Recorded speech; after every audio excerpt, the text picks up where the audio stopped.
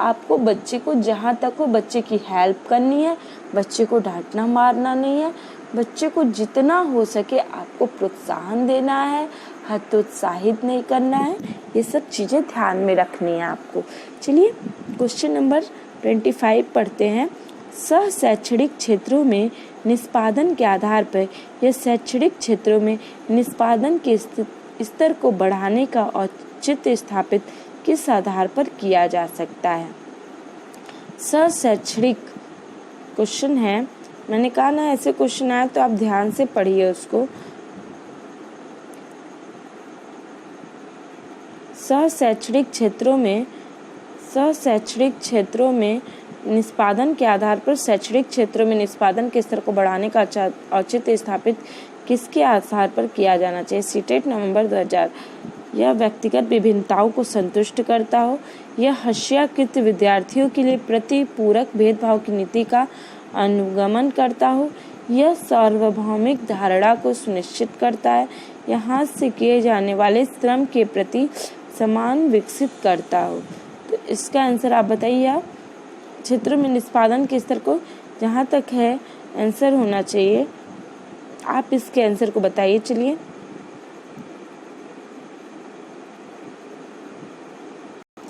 जैसा कि आपने पढ़ लिए समझ गए होंगे इसका आंसर क्या होगा।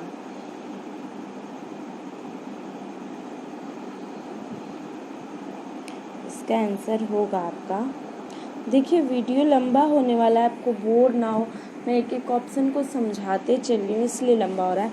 यह व्यक्तिगत विभिन्नताओं को संतुष्ट करता है, यह व्यक्तिगत विभिन्नताओं को संतुष्ट करता है।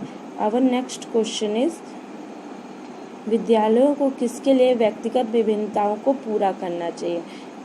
क्वेश्चन ध्यान से सुनिएगा, उसके बाद इसके क्वेश्चन के हिसाब से हमको ऑप्शन पढ़ना है, ध्यान में रखते। ये क्वेश्चन सीटेट जुलाई 2013 का पूछा हुआ है। विद्यालयों को किसके लिए व्यक्तिगत विभिन्नताओं को पूरा करना चाहिए। व्यक्ति शिक्षार्थी को विशिष्ट होने की अनुभूति,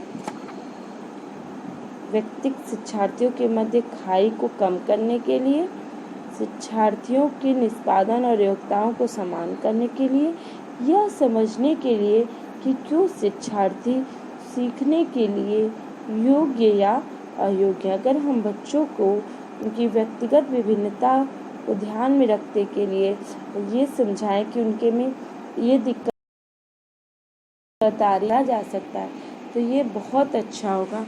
तो हम किस पे जाने वाले हैं, ऑप्शन नंबर 4 की तरफ जाने वाले हैं। देख लीजिए क्वेश्चन क्या कह रहा था, विद्यालयों को किसके लिए व्यक्तिगत विभिन्नताओं को पूरा करना चाहिए। विद्यालयों को किसके लिए व्यक्तिगत भिन्नताओं को पूरा करना चाहिए। व्यक्तिगत शिक्षार्थियों को विशिष्ट होती कराने के लिए कोई जरूरी नहीं है। व्यक्तिगत शिक्षार्थियों के मध्य खाई को कम करने के लिए, शिक्षार्थियों के निष्पादन और योग्यताओं को समान करने के लिए, और यह समझने के लिए क्यों शिक्षार्थी सीखने के लिए योग्य या अयोग्य। आपको भी लग गया होगा ये ऑप्शन राइट ऑप्शन है, ये हमारा सटीक ऑप्शन है। तो ऑप्शन नंबर 4। शिक्षार्थियों में व्यक्तिगत विभिन्नताओं को संबोधित करने के लिए एक विद्यालय किस प्रकार का सहयोग उपलब्ध करवा सकता है। शिक्षार्थियों में व्यक्तिगत विभिन्नताओं को संबोधित करने के लिए एक विद्यालय किस प्रकार का सहयोग उपलब्ध करवा सकता है। देखिए आपको क्वेश्चन ध्यान में रखते हुए ऑप्शन, सही ऑप्शन की ओर जाना। कभी कभी ऐसा सीटेट में होता है कि आपको कई सारे ऑप्शन, 4 ऑप्शन है उसमें से चारों सही लगेंगे, लेकिन उसमें से सबसे सही ऑप्शन चुनना होगा। तो मेरे कहने का तात्पर्य ये है कि आप क्वेश्चन को ध्यान में रखते हुए सटीक ऑप्शन की तरफ चलिए। हो सके आपको एक ऑप्शन पढ़ा आपको वही सही लगे, तो ऐसा कुछ नहीं करना है कि फटाफट उसको सही मार देना।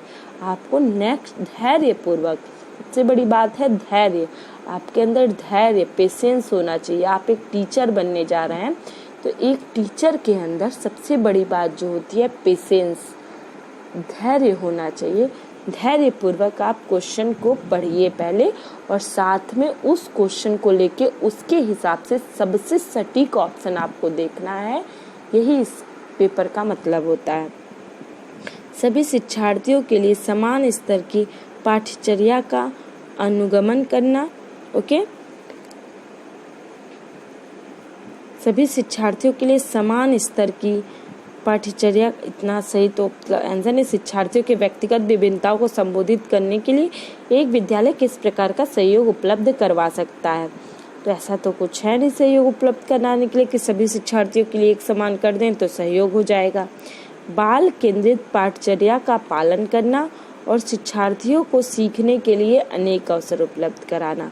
शिक्षार्थियों में व्यक्तिगत विभिन्नताओं को समाप्त करने के लिए हर संभव उपाय करना। धीमी गति से सीखने वाले शिक्षार्थियों को विद्यालय में भेजना। आप देखिए आपके साथ क्या गलती हो सकती है कि आप ये भी कर सकते हैं कि व्यक्तिगत समाप्त करने के लिए हर संभव उपाय करना, क्योंकि विभिन्नता को तो खत्म करना है। क्योंकि हमारा क्वेश्चन क्या क्या है कि संबोधित करने के लिए एक विद्यालयों का प्रयोग सहयोग उपलब्ध करवा सकता है, और हमारा ऑप्शन क्वेश्चन ये भी कह रहा है कि व्यक्तिगत विभिन्नता को संबोधित करने के लिए एक विद्यालय किस प्रकार। तो हम जाते फटाफट क्या करेंगे कि हो सके व्यक्तिगत विभिन्नता से रिलेटेड है और इसको समाप्त करने के लिए संभव उपाय कर रहा है, तो हो सके ये सही हो जाए।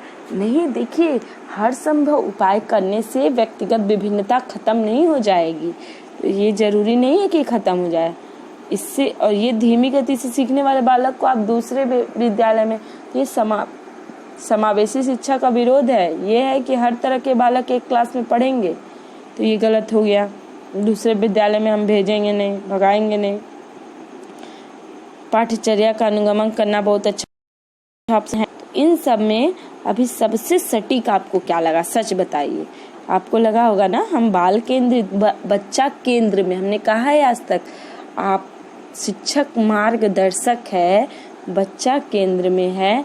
हम बच्चे की रुचि, बच्चे को ध्यान में रखते हुए बाल केंद्रित शिक्षा है इस समय, तो बाल केंद्रित शिक्षा पाठचर्या का पालन करेंगे और शिक्षार्थी जिस प्रकार से सीख सकें उस प्रकार के अवसरों को शिक्षार्थी को सीखने के अवसर उपलब्ध। बताइए शिक्षार्थी आपका नहीं सीख पा रहा है तो हम उसको कम करें नहीं, उससे अच्छा ऑप्शन है बाल केंद्रित शिक्षा है, तो हम अलग अलग तरह से बच्चों को सिखाएंगे, अलग अलग अवसर उपलब्ध कराएंगे, तो इससे बच्चों में क्या बढ़ेगा, उनका मनोबल बढ़ेगा।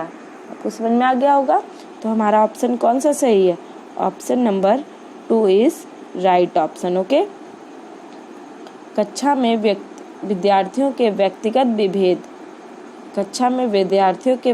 विभेद लाभकारी नहीं है, क्योंकि अब अध्यापकों को अब बच्चों में आपस में विभेद हो रहा है। सुनिएगा, ये 2014 में पूछा कोई क्वेश्चन 2014 में कि लाभकारी नहीं है, क्योंकि अध्यापकों को वैविध्यपूर्ण कक्षा को नियंत्रित करने की आवश्यकता है। हानिकारक है क्योंकि इनसे विद्यार्थियों में परस्पर द्वंद्व उत्पन्न होंगे। अनुपयुक्त है क्योंकि ये सर्वाधिक मंद विद्यार्थियों के स्तर तथा पाठचर्या के स्थानांतरण की गति को कम करते। लाभकारी है क्योंकि ये विद्यार्थियों की संज्ञानात्मक संरचनाओं को खोजने में अध्यापकों को प्रवृत्त करते हैं। आपको ऑप्शन कौन सा सही लगा?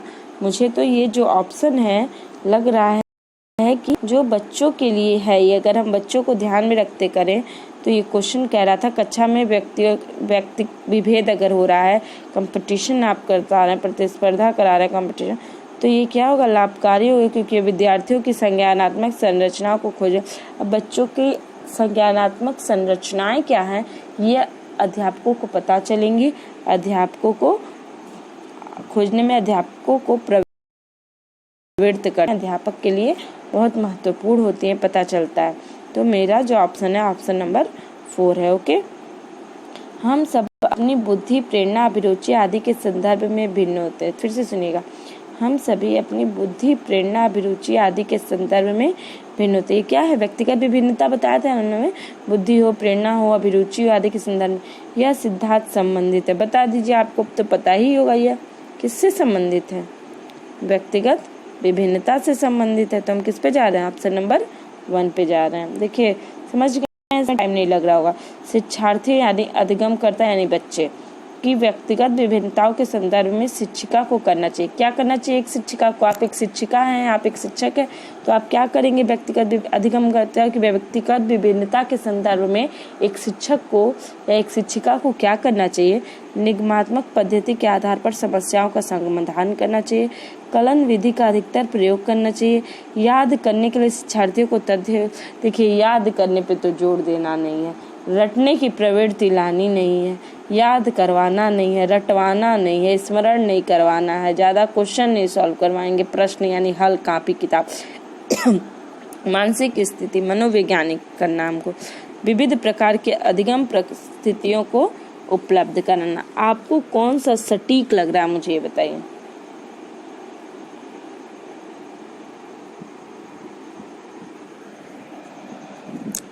तो मुझे जो सटीक लग रहा है वो आपको भी लग रहा होगा।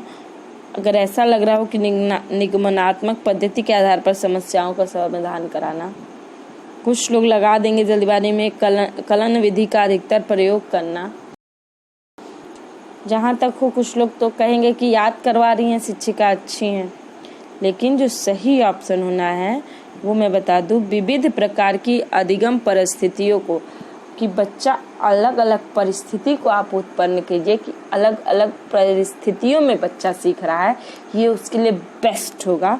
तो एक शिक्षिका को या एक शिक्षक को यही करना चाहिए कि अलग अलग परिस्थितियों को उत्पन्न करा के बच्चों को सिखाना चाहिए। तो ये बेस्ट ऑप्शन है। व्यक्तियों में एक दूसरे से भिन्नता क्यों होती है? अभी बताइए, व्यक्तिगत विभिन्नता क्यों होती है? इतने बार पढ़ा चुके हैं, चलिए पूछा हुआ क्वेश्चन है, बताइए। वातावरण के प्रभाव के कारण, चलिए बताइए। वातावरण प्रभाव के कारण, सही बात है, वातावरण के प्रभाव के कारण तो होती ही है। जन्मजात विशेषताओं के कारण, सही बात है, कोई बच्चा गोरा काला पैदा हो जाएगा, कोई लंबा हो जाएगा, कोई किसी के में कुछ प्रॉपर्टीज रहेंगी, समझ में आ रहा है ना। हो सके कि वो कुछ अच्छा हो, कुछ बुरा हो, कुछ गुड हो, कुछ एडवांटेज के साथ, कुछ डिसएडवांटेज, कुछ गुड हो, कुछ दोष हो, उसके साथ हो, समझ में आ रहा है ना। तो ये तो होना ही है, ये भी होना ही है। दो ऑप्शन सही होगा। वंशानुक्रम और वातावरण के अन्योन्य क्रिया के कारण, सबसे सटीक मैंने बताया था आपसे कि वातावरण और वंश, देखिए यहाँ पे ये वंश की है, ये जो है ऑप्शन नंबर 2 वंश है, और जो ऑप्शन नंबर 1 आपका है वो वातावरण है। समझ में आ रहा है ना। पहला वातावरण की बात कर रहा है, तो दूसरा वंश की बात कर रहा है, और तीसरा बता रहा है कि वातावरण के बीच और वंश के बीच क्या हो रहा है? अन्योन्य क्रिया हो रही है। प्रत्येक व्यक्ति को उसके माता पिता से जीनों का भिन्न समुच्चय प्राप्त होने के कारण, तो वही तो वंशानुक्रम है, वही तो वंशानुक्रम है। तो आप बताइए ऑप्शन किस पे जाएगा? बिल्कुल सही, ऑप्शन नंबर 3।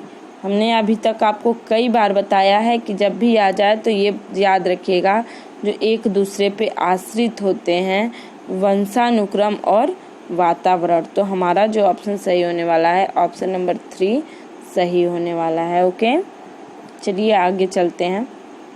अपनी कक्षा की व्यक्तिगत विभिन्नताओं से निपटने के लिए शिक्षक को चाहिए कि, अब व्यक्तिगत विभिन्नता, अगर आप एक शिक्षक हैं या एक होने वाले भावी शिक्षक हैं, तो आपको आपकी क्लास में एक तरह के तो बच्चे आएंगे नहीं, अलग अलग तरह के, अलग अलग प्रॉपर्टीज, एडवांटेज, डिसएडवांटेज, कुछ उनमें प्रॉपर्टीज होगी, कुछ डिसएडवांटेज भी होगा, उनके अंदर कुछ अच्छाई होगी तो कुछ बुराई भी होगी, कुछ बुराई होगी तो कुछ अच्छाई भी होगी, कुछ तेज होंगे तो कुछ धीमे होंगे। तो इन सब के साथ आपको बच्चों को अपनाना होगा और पढ़ाना होगा। तो चलिए बताइए, अब आपको ऐसी परिस्थिति है तो इससे निपटने के लिए एक शिक्षक को क्या चाहिए, आपको क्या करना होगा? तो जैसा कि मैं बता रही हूँ, चलिए ऑप्शन पढ़ते हैं। इस बात को ध्यान रखने के लिए कि क्या कह रहा है, बच्चों को उनके अंकों के आधार पर अलग करके उन्हें नामित करें, बच्चों से बातचीत करें और उनके दृष्टिकोण को महत्व दें, विद्यार्थियों के लिए कठोर नियमों को करें, शिक्षण का आकलन के समान और मानक के शिक्षण और आकलन के समान और मानक तरीके हों। बताइए,